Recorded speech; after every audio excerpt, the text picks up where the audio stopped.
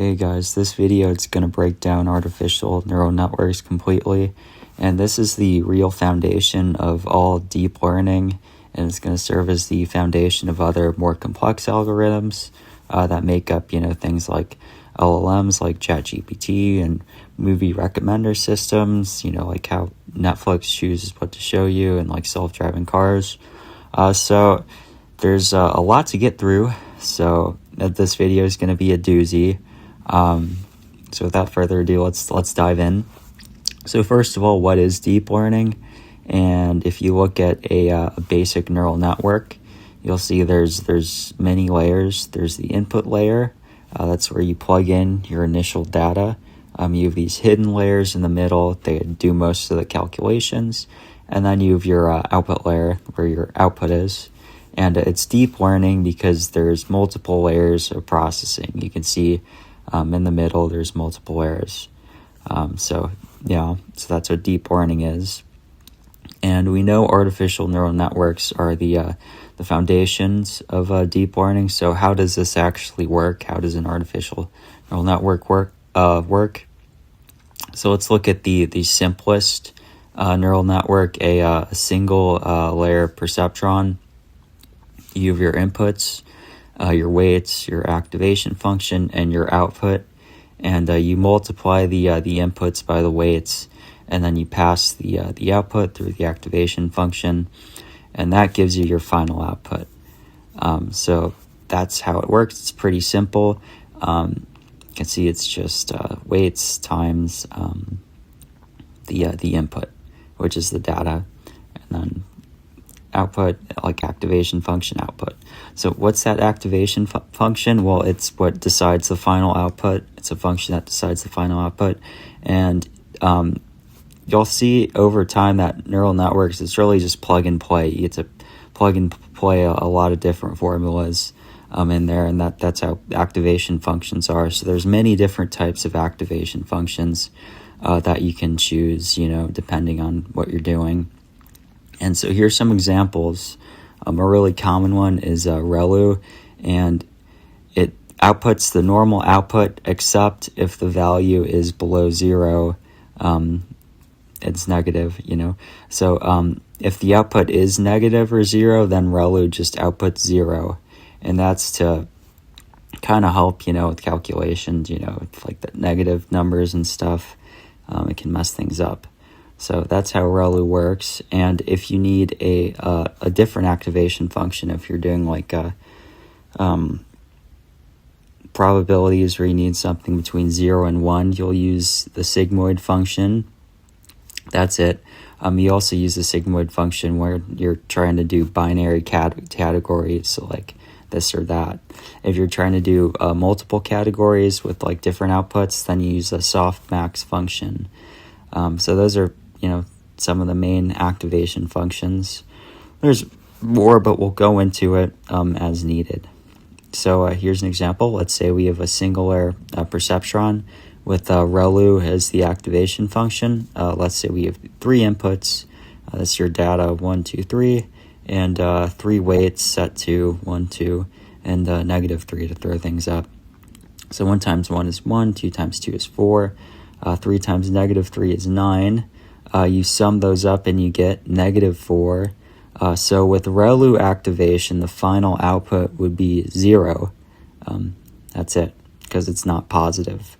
It's not a positive number. So the final output there is 0. Now, if the weights were 1, 2, 3, instead of, if you didn't have that -3 there to mess things up, the output would be 14.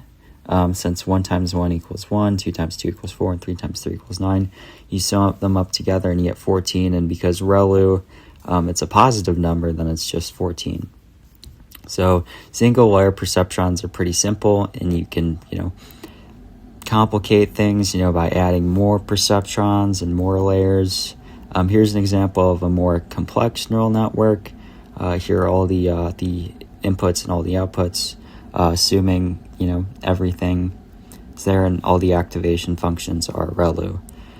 So how the inputs come from raw data, and we went over how to calculate the outputs. We kind of did a basic feed forward there, to get the outputs. You see these weights here. We know the inputs, they're just the raw data that you have. If you have your Excel file, it's the data from there. How do we come up with the weights? Where do those come from? Well, there's a few different algorithms to come up with the weights, and the two main ones are Xavier initialization and He or norm initialization. And Xavier, you typically use it with a sigmoid or a tan-H activation function. For Xavier, here's the formula. You take a random sample from a normal distribution with a mean of 0 and a standard deviation with this formula, where n is the number of inputs coming into the weights, and n out is the number of outputs coming out of the weight. And He initialization, He norm, is often used with ReLU, so I use that like a bit more. And you take from a normal distribution with a mean of 0 and a standard deviation with this formula, with the fan end being the number of input nodes to the weights. So that's how you come up with the initial weights. You're just taking random samples from distributions decided by those formulas for Xavier or He norm initialization. Okay, so that's cool, but this is where you can see how it's pretty much just a basic math problem, right here to get a final output. We want to know how AI actually works, how it's actually artificial intelligence. How does the neural network actually learn? You know that you train the model and you update the weights. Let's see how this happens. And again, you start by passing your data into the model and getting your output. You know how that works. So now we need to know how we train things. We need to know how accurate our data is, and then how to update the weights based on the accuracy. So to understand how accurate our neural network or model is, we use something called a cost function. And a cost function compares the output of a neural network with the actual raw data. So predictions, it compares predictions to actual data. And there's many different cost functions with different uses. A really common one is MSE, mean squared error. And you use it when you're doing regression analysis, which means that you're just predicting a number. For mean squared error, you subtract the actual value from the value your model predicted, and you square it. And you do that, you sum up, you do that for all the different values that you're predicting. And then you sum everything up. And that's the mean squared error. Another cost function that's really common is a binary cross entropy, and you use it when you're doing a classification analysis with two different categories, like yes or no. So here are some other cost functions and their uses. Again, these are really just concepts right now, theoretical concepts.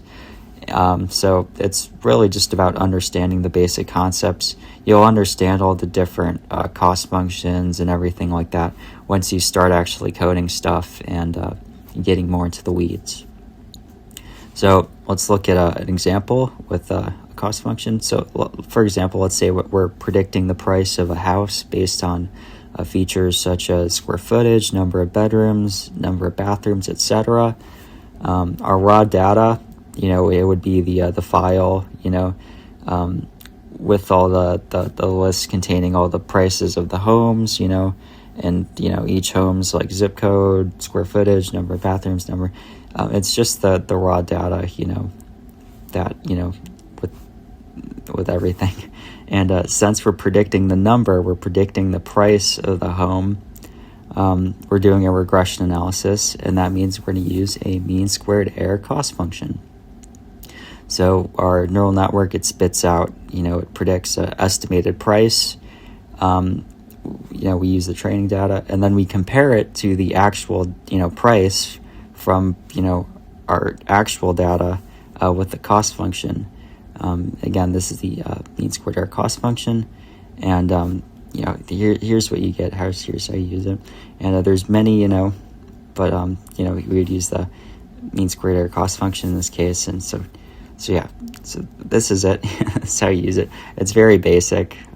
It's just comparing the predictions with the actual data you have, and, squaring it, summing all of them up. So we have the output from the cost function. Now what? Well, you might look at the cost function and see how accurate the model is. But the most important thing that we need with the cost function is using it to update the weights. And we use this process of updating the weights back propagation. It's done using a gradient descent and an optimization algorithm. Again, there's a different optimization algorithms. Neural networks, it's really plug and play. So you'll see them as you come up and as you code new things. But the simplest optimization algorithm is batch gradient descent, and it's the new weight equals the old weight minus the learning rate times the gradient of the cost functions with respect to the weights. And if you know linear algebra, the gradient, it's kind of like it's almost like a 3D slope in a way.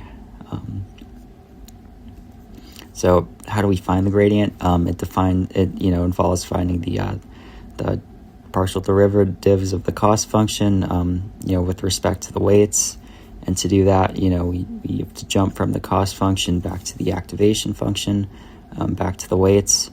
So we can use the chain rule from calculus. The derivative of the cost function with respect to the weights is the product of the derivative of the cost function with respect to the activation function, and the derivative of the activation function with respect to the forward propagation function, and the derivative of the forward propagation function with respect to the weights.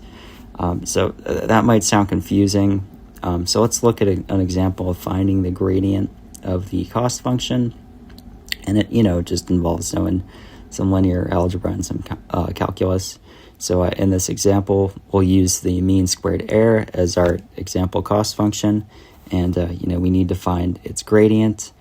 Here, here's the result of the first term, here's the result of the second term, and here's the result of the third term, and you just multiply them together to get the gradient, and then you can update the weights depending on which algorithm you're choosing. So again, with batch gradient descent, that's the simplest. You're using the entire data set in that sense. You use the entire data set. It's just a matrix with all the different inputs that you're plugging into there, and it's really common, very basic. And as you go forward, you'll see other common optimization algorithms. The two most common that you'll actually use, like when you're coding, will be SGD, stochastic gradient descent, and ATOM. And as you know, again, the batch gradient descent uses the entire data set to calculate the gradient. So this works great on smaller data sets, but if you get a really big data set, then the model, it'll train really slowly, and it requires a ton of computational power. So it's not very efficient, batch gradient descent, but it's easy to learn on.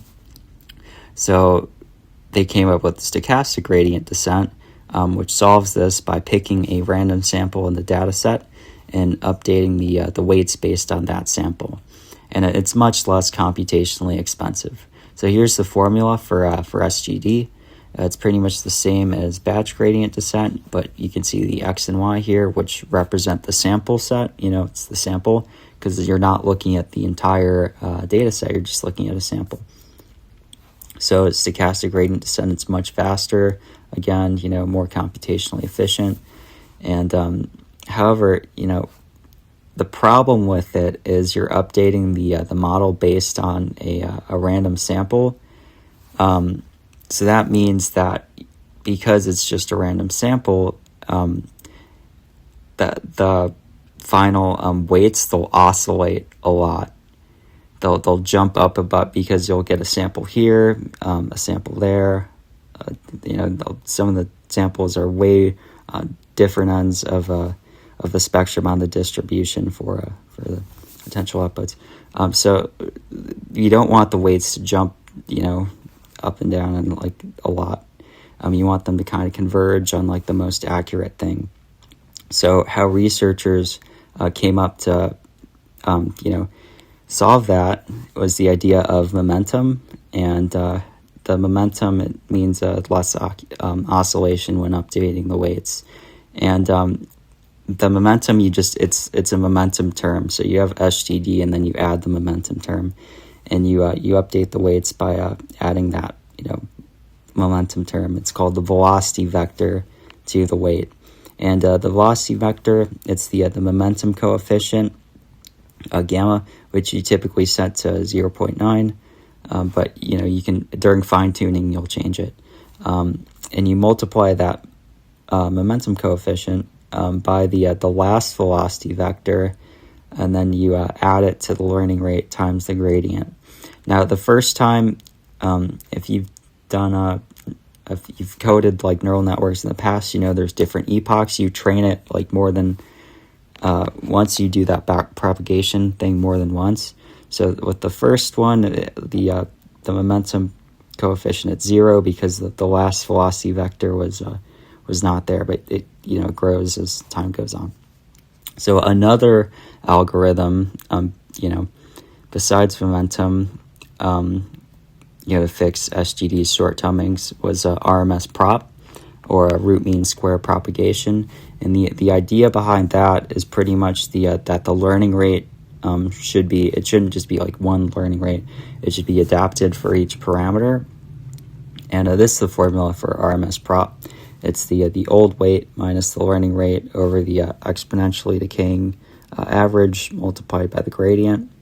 And here's also the formula for exponentially weighted average. It's 0.9 times the last exponentially weighted average plus 0.1 times the gradient squared. And that way you get a changing learning rate. It's not static. So those are the main ways to solve SGD's shortcomings, momentum and RMS prop. And that brings us to the most common optimization algorithm that you'll use.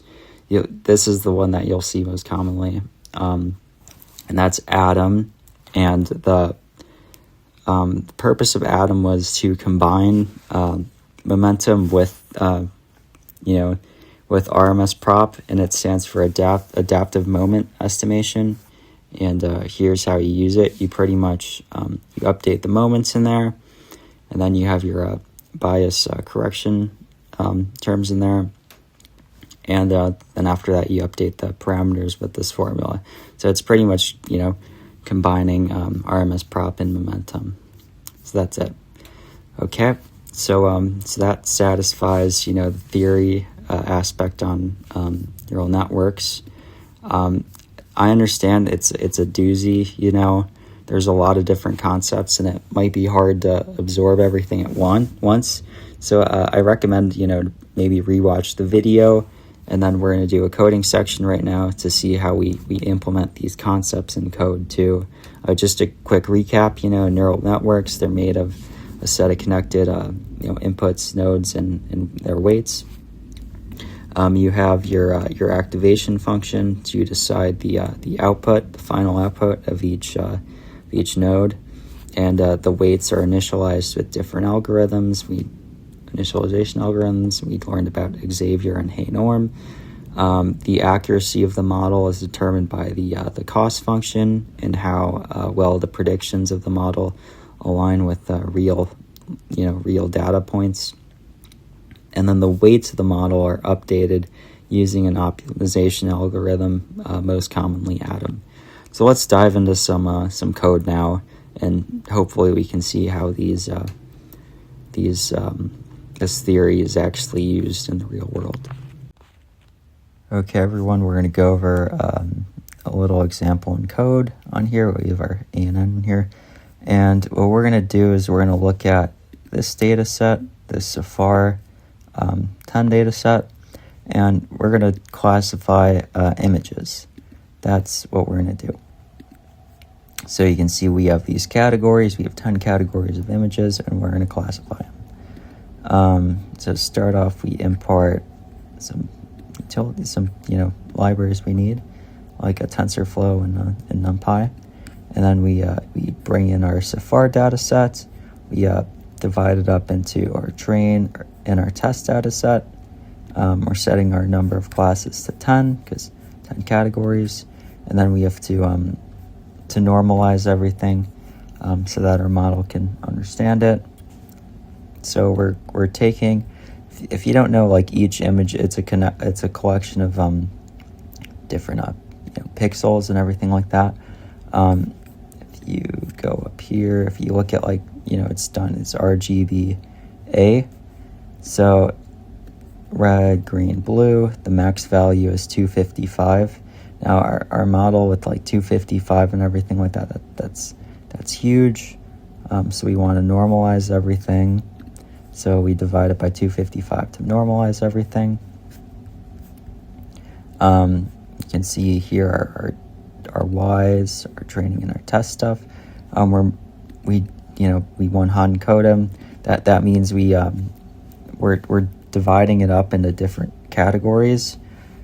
So we have our num classes here, and we divide everything up into their respective categories right there, so that we know if it which category it is. And this is our final shape. And then in terms of our modeling, we're bringing in Keras there. You can see down here we have our model. It's a sequential model. So we're flattening up here. You can see the shape. We can't pass a ton of different things in there, so we need to flatten it so it's just one layer in there. And then after that we have a layer of 200 of inputs, and these are hidden layers in here, and ReLU activation.